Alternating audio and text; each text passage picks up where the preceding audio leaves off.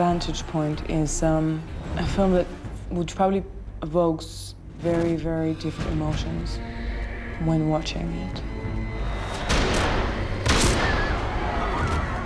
There really is no reality. I mean, what you see, what reality is what you make it, and how you interpret what is happening.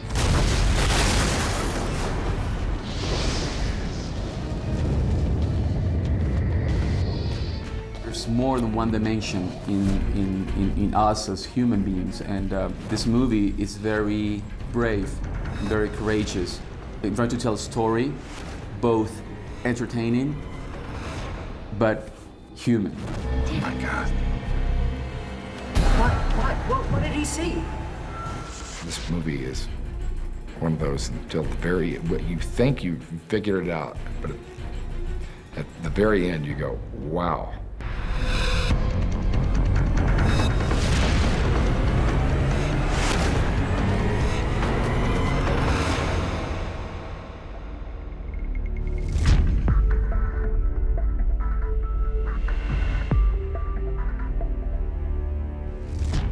I just finished Marie Antoinette with Sony and was looking for something that was a complete change of pace. And so when I read the script of Vantage Point, here was an action, adventure, thriller, written, I thought, in a really unique style. The same 15 minutes, shown 6 or 7 times from different perspectives. And that originality seemed, for me, was very attractive challenge to try and do that. The script, good, bad, or indifferent, was such a nightmare for a production point of view, in that when you're reading about this presidential assassination moment or the bomb underneath the podium, and then you keep reading and you go, oh my God, it happens again, and it happens again, and how do I schedule for this? How do I plan for this? I think there's 2 decisions you make as a director about that make any difference to what you do, and that's what script are you going to do and who's going to be in it. And in all of those decisions and all the things I've done, I've tried to be bold. And this was a very bold story, and I loved the way it was risky and telling its story, and there was never any question for me that was why I should do it. Well, I think when we started, when I met Pete Travis, our director, you know, he had just finished a film called Oma, what Paul Greengrass had written and produced with Pete. And much in the same way that there was a reality to that and a way in which he dealt with the subject matter of Oma in a very real fashion. I think that's what everyone was looking for with Vantage Point, and I think that's what Pete translated. Well, I think what's wonderful about Pete's vision of this movie is that although it's very entertaining and very suspenseful and a beautifully made film, that what he is also saying is that we have to observe and recognize everyone's point of view. I think he's a very clever guy, very solid. I mean, he knows exactly what he wants, and he understands. I mean, he really wants to explore human nature through these characters in the movie. So he really encourages us to go all the way and to explore all the different possibilities and all the emotions and all the layers that our characters have, and that's great. I mean, that's what you dream of in terms of a director, you know, in a movie. He tries to talk to you really in a private way, just to touch the point, to motivate you, to warm you, to encourage you.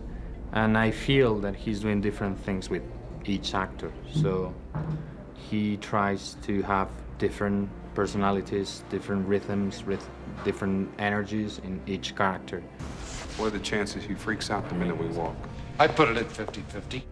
I've always loved Dennis. I think he's got a quintessentially American persona about him. And he's got a real old-style movie star quality. He's a real man, and when he he suffers, you can see it in his face. He doesn't have to do anything for you to know that he's having a bad time.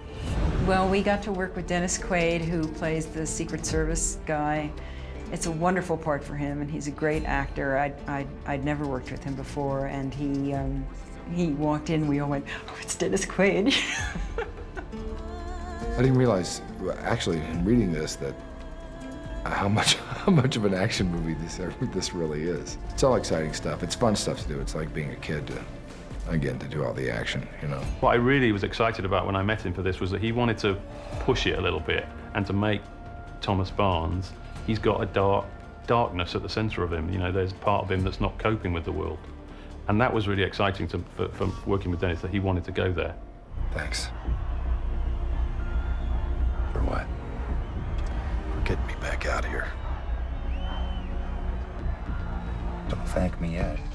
Matthew Fox, he's a really good actor and a great guy. He brings a lot of layers to this character. What I loved about him, he was really passionate about the script, but also he's the kind of quintessential American hero. He looks like a good guy.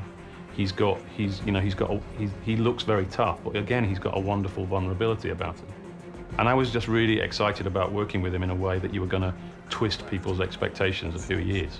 Initially, the script, I'm sort of that kind of guy that, I just read scripts and they either speak to me or they don't. I thought it was just a really well-executed script. Again, I'm very fascinated by this concept of perspective, and I was also drawn to playing a guy that, you think is one thing and he turns out to be something completely different. And then in Rewind, when you go back and watch what he was doing at the top of the movie, in the first 15 minutes of the film, subtly orchestrating that so that when you watch it the first time, you think he's doing one thing, and then in Rewind, you're like, oh my God, that's what he was actually doing. He seems like he's being a really nice guy.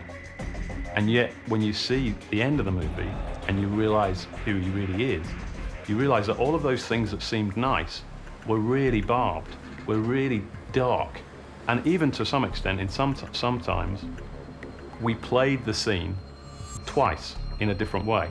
So when you see him do the performance that's at the end of the film, when you find out who he really is, the same line is delivered in a slightly different way than it was delivered at the beginning when you think he's something else. So we made a very conscious decision to do that in a way to kind of play with that. And Matthew really got into that, and that was fantastic working with him like that, because it was really exciting. That's been really challenging and fun. It's like playing two things at once. It's acting within acting. Wait, you saw the shooting?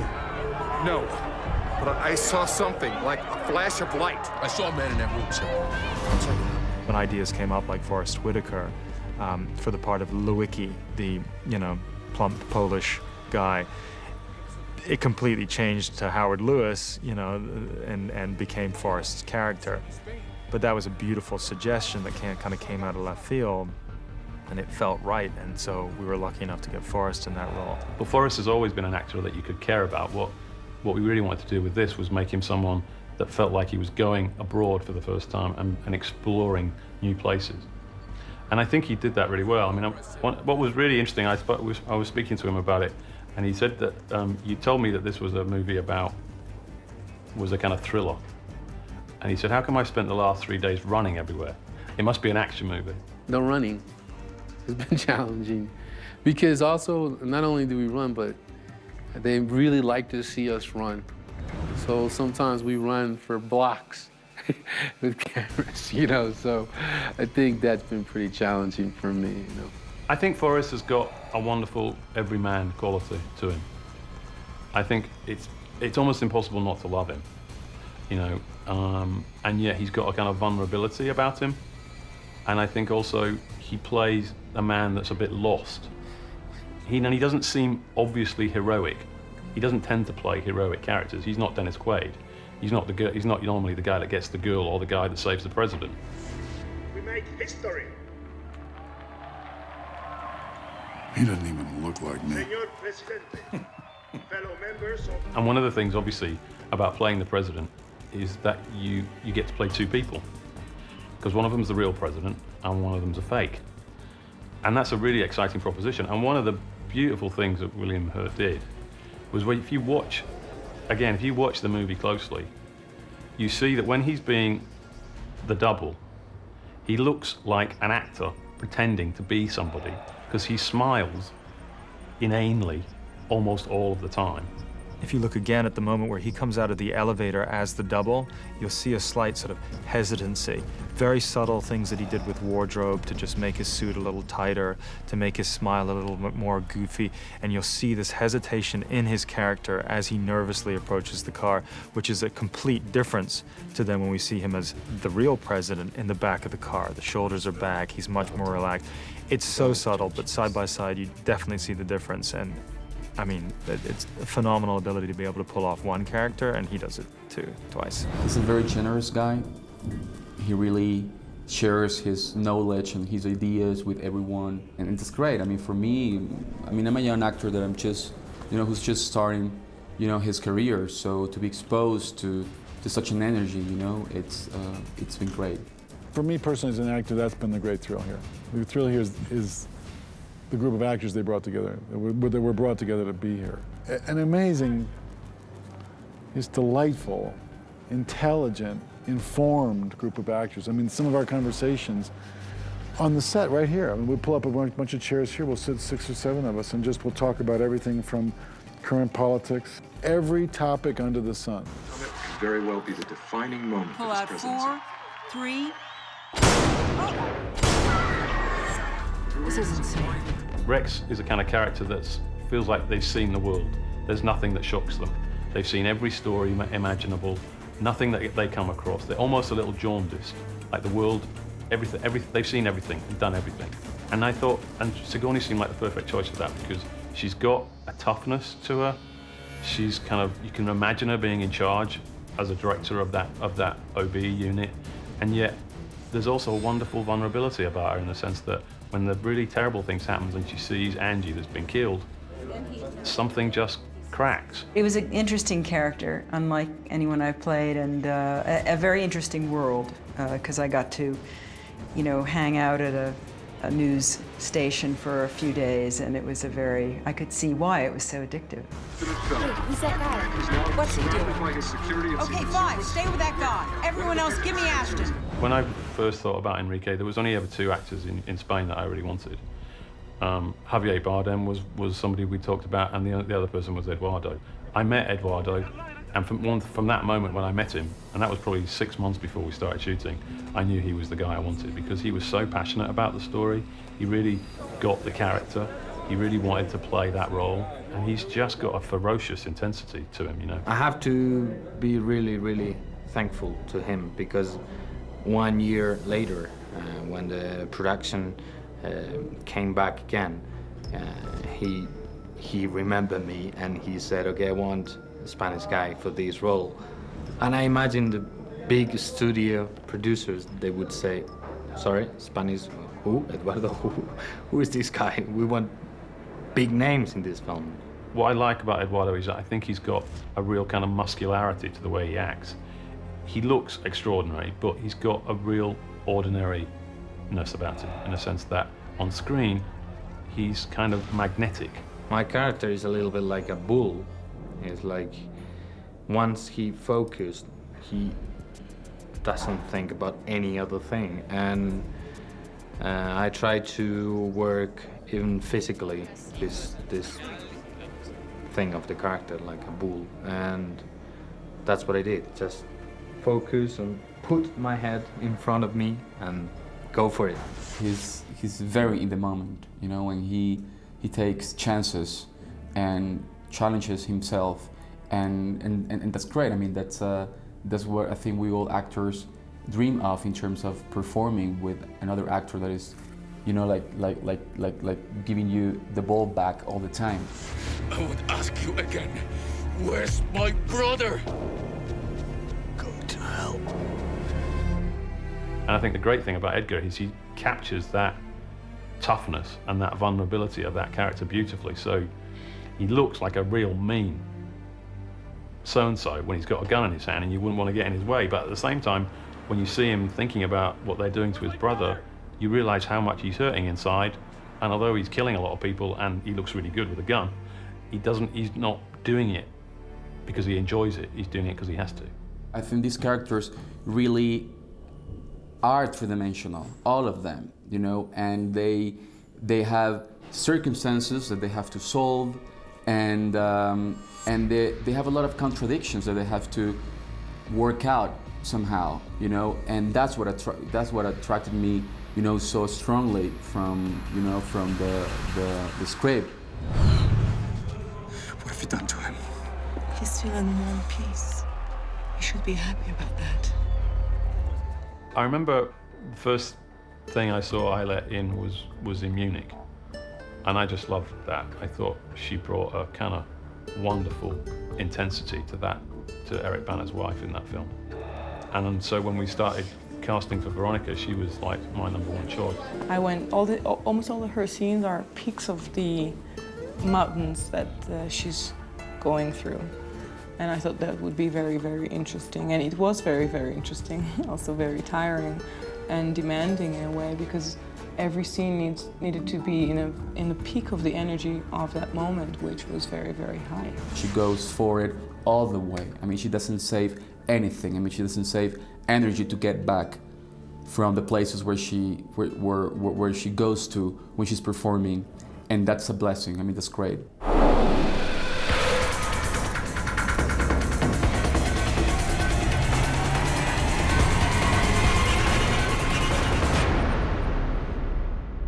Vantage Point, we did shoot some second unit in Salamanca, but primarily shot entirely in Mexico City. And with Mexico, the pros and the cons, obviously, it's a complicated city. It's a massive city. Traffic, hard to get by. We're doing car chases in the middle of the city where 20 million people are trying to get to work. It was almost impossible. Mexico City, where we're shooting this, which is supposed to be Spain, it's like another character in the film. It's a fantastic place. The people here are great, and the Mexican crew, they're fantastic people. But it's a lot of things can go wrong. Going to Mexico City in the summer, it's their rainy season. So for 2 hours of the day, it pours with rain big time. We've been waiting more than working because of the weather. So in that way, it wasn't that nice, I think. But on the other hand, it added up some spice, because people became a little anxious and angry in what way, and they needed to be. You have to be really focused, and no matter when you're shooting the scene, you have to be really ready because you never know when you're gonna shoot it. Depending on the rain, or depending on the weather. It's a pain in the ass, but it's part of us. It's part of Mexico, and it has to be like this. It's the worst part of what we're doing, because everything else is in our control. Cost, crew, the structure, the building, everything. And then every day we're facing whether it's going to rain or not, from 8 a.m. till 6 p.m. to the end of the shoot. So Amir had an impossible job, really, to make it look sexy and sunny, where the 2/3 of our day it was raining. But you wouldn't know that from the movie, and that's a credit to what he's done. And it looks beautiful.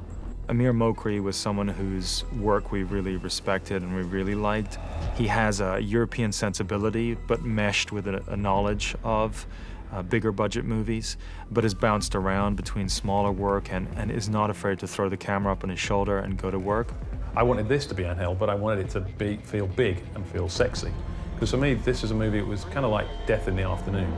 If you want to do it in Spain, you want it to be hot. You want it to feel sexy, you want it to feel hot. You want it to feel sort of intense. Photographically, it's Amir Mokri did a lovely job. It's very much handheld, which is the Vogue today, with close in and handheld, very much fast cutting, and that has an energy to it. One of the important principles that we tried to do was to make each telling of the story feel and look emotionally different depending on whose story we were telling. So we sat and talked with Amir, the DP, a lot about how we could make the points of views seem different sometimes. Please, back up! Listen to me! Shut up! What we would do is we would set up a scenario and then shoot for 2 or 3 days Enrique's version of that event. And then the next 2 or 3 days we'd shoot Dennis Quaid's version of that event, and then Forrest Whitaker's version of that event. So that meant the shooting was longer, but it meant that we could put the camera where that person was standing, and we could see the world the way they were seeing it. So that was one of the things that we tried to do in the way we shot it, was that we specifically tried to place the camera in the position of the person whose story it was. You get different point of view, so you need to do the exact same scene, but with a different feeling to it, which is complex, because on one hand you have to be truthful to the scene that you just did, and then you have to play it a little bit differently for the character who's looking at you from a different point of view. So the difficulty was to maintain the intensity, because we are talking about really deep emotions, and we are shooting from different points of view of the same thing. But sometimes you are shooting really, really small pieces of the whole story. For everyone in this film, it's 15 minutes of a story. So it's your 15 minutes of fame. You get to be a star for 15 minutes, then you're a glorified extra for the rest of the movie. As an actor, it's just like doing lots and lots of takes. And I've been in films where I've done takes forever. I mean, certain directors are really perfectionists, and like Fincher does a lot of takes. And, I love working with him. He definitely does more takes than we do here. It got a little slap happy up there. We had some days where, we were all kind of cracking up about that. William and Dennis and all the guys, were just sort of like, wow, how many times are we gonna do this? But that's what this picture is, and I knew going in it would be that way, but it's been tricky.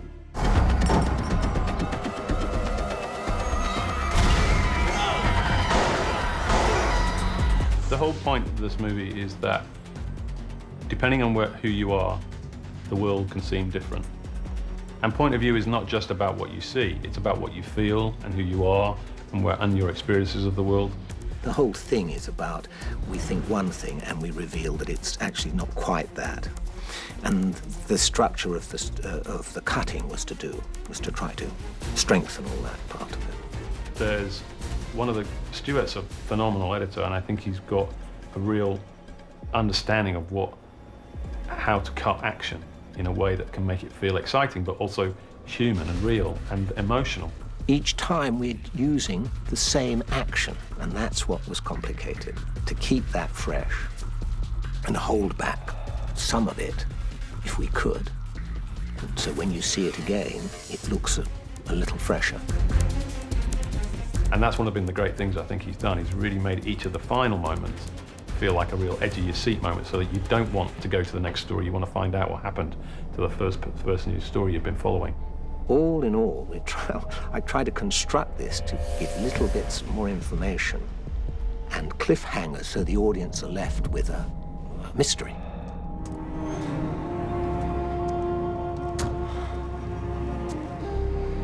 Surprised to see me alive? And one of the great things I think everybody's really proud of is the score really helps that. Atle Overson, who's the composer, he really wanted, with a passion, to bring out the different characters, to almost have a different sound for each person. The word that kept coming to my mind when I was looking at the film was that the music needed to be smart. It needed to be intelligent, because there are parts when the music, in a way, knows more than the film, without hopefully giving too much away, but it needs to really tell the story. The score really makes you feel how all these lives have collided, and it really brings home the kind of sense of fate, the tragedy of the moment, the way the plan of everybody concerned has all hinged on this one little girl running into the road. And it's just a wonderful combination of the camera, the sound, the music. Everything brings it together in a really exciting way. I think that works really well. The score was really a fantastic opportunity to write really, really different pieces of music. You go from sort of kind of this romantic, heartfelt flamenco guitar melody with some electronic undercurrents to these frantic action cues, to this passionate doo-doo tango between Enrique and Veronica. And, and then in the end, can you do that and still make it sound like it's one score? It's all coming from the same place.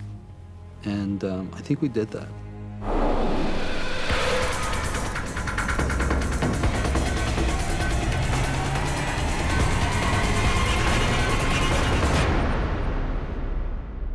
It's got such range and scope, and yet Pete Travis, our director, has been able to really make it very human.